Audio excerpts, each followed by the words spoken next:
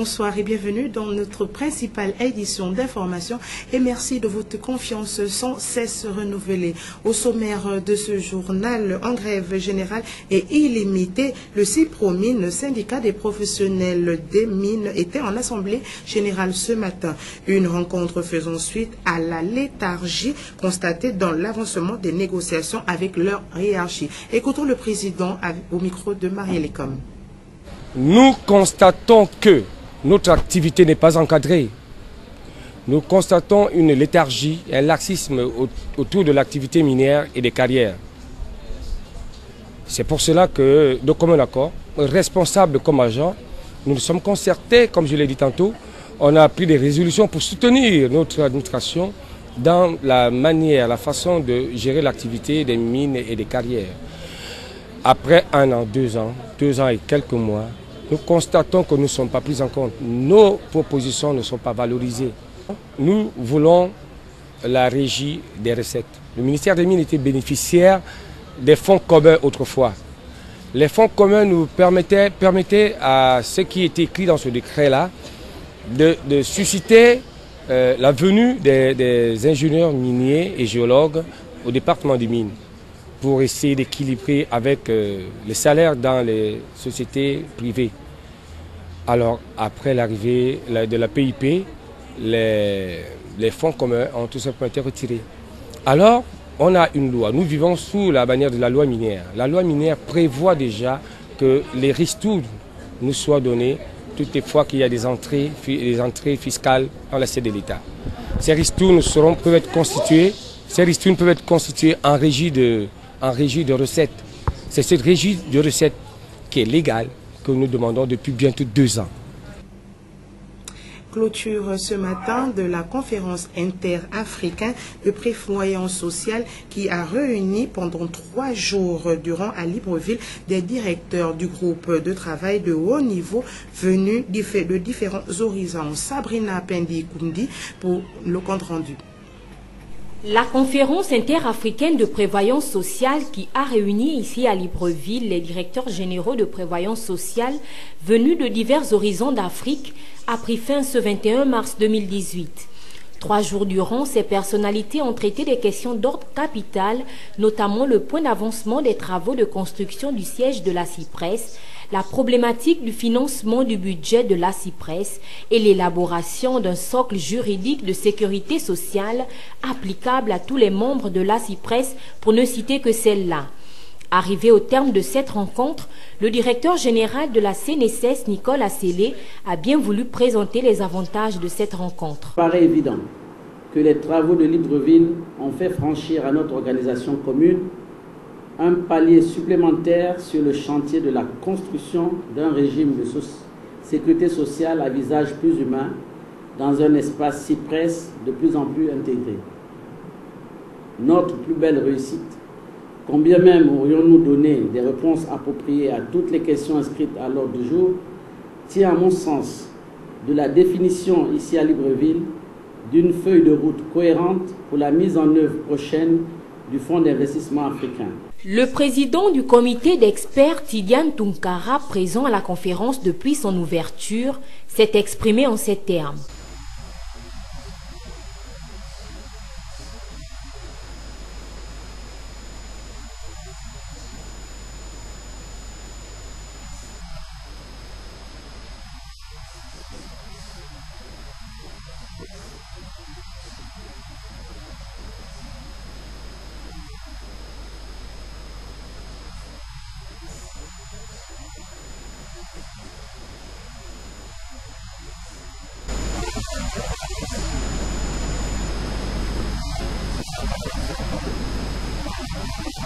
La poursuite des travaux par les DSI en vue de présenter un schéma directeur communautaire avec un chronogramme de mise en œuvre conformément aux modalités adaptées lors de la présente rencontre, la mise en place des mesures de motivation pour l'équipe des DSI, telles sont les conclusions préconisées par le groupe de travail de haut niveau au sortir de cette rencontre de 3 jours.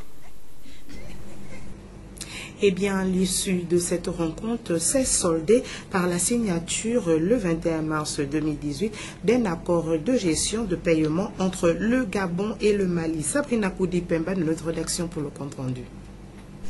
La conférence interafricaine de prévoyance sociale qui a réuni les directeurs généraux du groupe de travail de haut niveau à Libreville du 19 au 21 mars 2018 s'est soldée par la signature d'un accord de gestion de paiement entre l'Institut national de prévoyance sociale du Mali, en abrégé INPS, et la Caisse nationale de sécurité sociale du Gabon. Il est question d'un accord de paiement entre les deux institutions parce qu'il y a beaucoup de Maliens qui ont travaillé au Gabon et qui continuent à travailler. À leur retour au pays, le Gabon leur doit, la Caisse du Gabon leur doit des prestations telles que la pension ou la rente d'accident de travail. Cet accord est, selon le directeur général adjoint de l'INPS, une stratégie qui permettra d'alléger les travailleurs maliens résidant au Gabon et ceux gabonais résidant au Mali. Ça va se faire concrètement. Au moment des paiements, la Caisse du Gabon va envoyer la liste des personnes concernées avec l'argent et la Caisse du Mali va faire les paiements en lieu et place sur le terrain. Et réciproquement, au moment des paiements, pour ceux qui ont acquis des droits au Mali, le Mali enverra la liste des personnes avec les montants personnels et elle enverra également l'argent et ce paiement sera fait sur place ici comme si les intéressés n'avaient pas changé de résidence. Rappelons que la signature de cet accord de gestion de paiement intervient dans le cadre d'un renforcement de liens d'amitié entre les deux pays pour une meilleure prise en charge des travailleurs. En politique, à présent, le parti Union et Solidarité a tenu à son siège une conférence de presse. De nombreux points étaient à l'ordre du jour, dont les questions sur le redécoupage électoral. Reportage.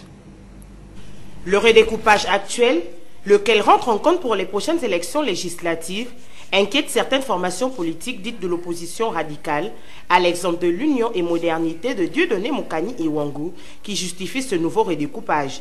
Certaines personnes non influentes sur le plan démographique se trouvent curieusement mieux dotées en termes de futurs élus.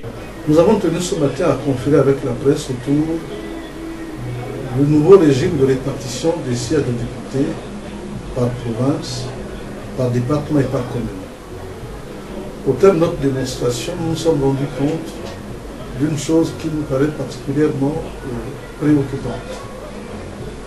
Alors que notre Constitution fait la promotion du droit des élections honnêtes, le gouvernement, à travers l'ordonnance 003, a procédé de manière méthodique à la marginalisation de la ville de Libreville, qui compte la moitié pratiquement de la population du Gabon, mais à laquelle il n'est attribué que 12 sièges. Libreville, pour être précis, regorge près de 40% de la population du Gabon, mais n'a que 12 sièges. Le reste de la province de l'Estuaire, soit à peu près une centaine de milliers d'habitants, dispose de 14 sièges. Et à la comparaison de chacune des provinces, la disproportion et l'iniquité sont la règle. Nous pensons qu'il était important de porter ça à la connaissance du gouvernement parce que c'est un débat de dimension citoyenne. Et à la veille, bien sûr, des législatives prochaines, auxquelles nous entendons prendre part, il était bien que la sonnette d'alarme soit tirée. Et nous l'avons fait. À l'heure où nous sommes, ce redécoupage ne répond pas aux conditions d'éthique d'inéligibilité des futurs représentants du peuple à l'Assemblée nationale. Mieux encore, aucune consultation n'a été élaborée auprès des populations afin de valider ce nouveau redécoupage. Le collectif des vice-présidents et des secrétaires nationaux viennent de déposer une motion d'exclusion de René Temezo-Obiang du Parti démocratique Nouvelle. Une formation politique à peine naissante est déjà en procédure de division interne à l'image d'autres partis politiques d'ailleurs. Une vue d'ensemble dans cette analyse d'Arnaud Babekung. Près de 2 ans depuis sa création, Démocratie Nouvelle, le parti de René Temezo-Obiang, n'a pas résisté à l'épreuve de la division. En dépit du refus d'admettre que le parti est en proie à des problèmes profonds qui laissent voir aujourd'hui l'émergence d'une crise, démocratie nouvelle et bicéphale et vire à la démocratie ancienne, caractérisée par la guerre de leadership. Les démons de la mauvaise gestion politique d'une formation politique l'ont très vite rattrapé. Les membres de cette formation politique, notamment le collège des vice-présidents, n'hésitent plus à prendre position. Ils ont à cet effet acté l'exclusion de René Desmaisons-Aubiens de l'écurie démocratie nouvelle. La démarche des secrétaires nationaux et des vice-présidents a conduit ces derniers au dépôt d'une motion préjudicielle le 14 février dernier. Le divorce est donc consommé entre le président René Desmaisons-Aubiens et le collectif regroupant les vice-présidents et secrétaires nationaux. Une situation embarrassante pour ce parti politique de l'opposition dite républicaine et qui touche, voire qui est à l'image d'autres formations politiques de l'opposition, tout comme de la majorité. Car en Afrique en général et au Gabon en particulier, le parti politique, au-delà d'être une affaire de tous, pourrait bien être une affaire personnelle dissimulée. L'absence de démocratie dans les actes posés, à savoir le choix des hommes ou de la décision des grands moments de la vie du parti, traduisent cette tendance personnelle de la gestion du parti. La quasi-totalité des formations politiques dans notre pays n'échappe pas à cette réalité. Pas même démocratie nouvelle, nouvellement créée, qui pourtant se définit comme l'expression d'une démocratie revue et corrigée. Dans notre pays, le parti politique répond à ces questions principales. Qui est le président? C'est moi. Qui sont les membres du bureau ou à promouvoir? Ce sont mes amis. Qui est le vice-président? Mon meilleur ami. Qui est la présidente des femmes ou le président des jeunes du parti? Ma femme ou mon fils. Qui doit-on promouvoir? Mon fils, si ce n'est ma fille ou mes proches les plus intimes. Rien d'étonnant alors si la démocratisation de nos formations politiques demeure un sujet préoccupant. Ils ne sont pas encore de véritables personnalités morales distinctes de leurs fondateurs ou des femmes, fils, filles et amis de ceux-ci. Alors les scissions, il y en aura encore. Ce qui les maintiendra dans la démocratie ancienne malgré leurs efforts de s'inscrire dans la démocratie nouvelle. L'actualité hors de nos frontières, suite à l'élection controversée au Kenya l'an dernier, une vidéo montrant des divers actes de violence a été mise à jour, des violences organisées par une société américaine, Presse Internationale. Campagne apocalyptique dénonçant le candidat de l'opposition Raila Odinga lors de la présidentielle au Kenya l'an dernier. Il a été réalisé par Harris Media, une entreprise américaine également utilisée par Donald Trump. En public, Cambridge Analytica, la société au cœur du scandale actuel de manipulation des données, dément tout lien avec cette vidéo. Mais lorsqu'ils sont filmés à leur insu par Channel 4 News, ces dirigeants se vantent d'avoir organisé toute la campagne du président Kenyatta. La campagne de Kenyatta, on l'a organisée en 2013 et 2017. Nous avons changé l'image du parti 2 fois. Nous avons écrit leur programme, mené 2 enquêtes sur 50 000 personnes. C'était beaucoup de recherche, d'analyse, d'envoi de messages. On a écrit tous les discours, organisé tous les rassemblements, bref, pratiquement tous les éléments de la campagne. Au Kenya, les analystes affirment que jamais il n'y avait eu autant de fake news lors d'une élection. Cette fois, il y a eu du piratage informatique. Cela demande du personnel très qualifié. Les vrais médias, leurs formats et leurs images ont été copiés et détournés. C'est très technique. Cela n'a rien à voir avec ce qu'on a vu lors de précédentes élections. L'opposition kenyane dit envisager de porter plainte devant les tribunaux. Cambridge Analytica est déjà interrogée par les autorités américaines.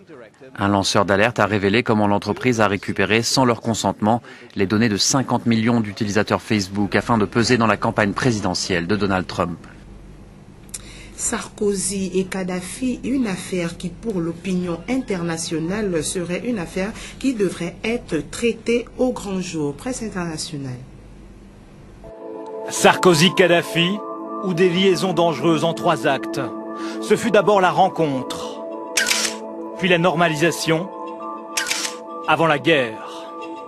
La première rencontre date de 2005. Reçu en Libye avec tous les égards par Kadhafi, celui qui est alors ministre de l'Intérieur vient parler lutte contre l'immigration illégale. Si on veut contrôler les choses sur la Méditerranée, on a besoin, avec l'Algérie, avec le Maroc, avec la Tunisie et avec la Libye, d'une coopération. À peine élu président de la République, Nicolas Sarkozy reçoit un coup de fil officiel de Kadhafi, dévoilé par Mediapart. Leur échange est ému. Nous ne prions pas le même Dieu, dit Sarkozy à Kadhafi, mais je prie avec vous, monsieur le leader. Votre titre de leader n'est pas usurpé. Voilà, c'est une relation qui est quasi fusionnelle. Vient la période de normalisation.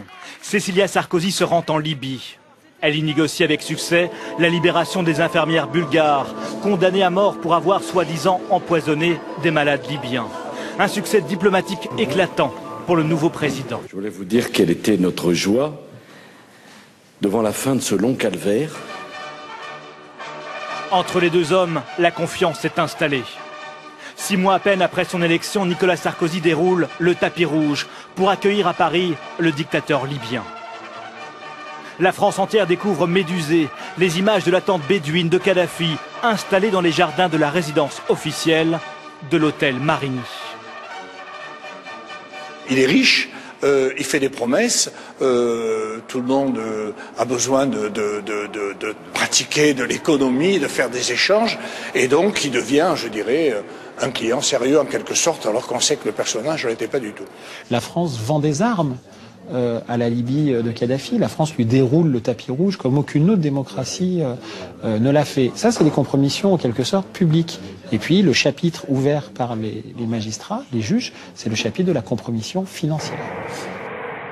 Vient ensuite le temps de la guerre.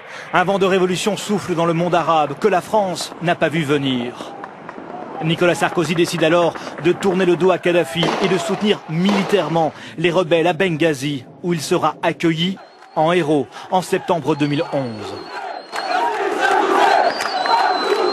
Un mois plus tard, le colonel Kadhafi est tué dans sa ville natale de Sirte. Pour les partisans du régime, cette mort serait la conséquence de la volte-face française. C'est sur cette page que s'achève notre édition d'information. Merci encore de nous avoir reçus chez vous. À demain et surtout, gardez le sourire.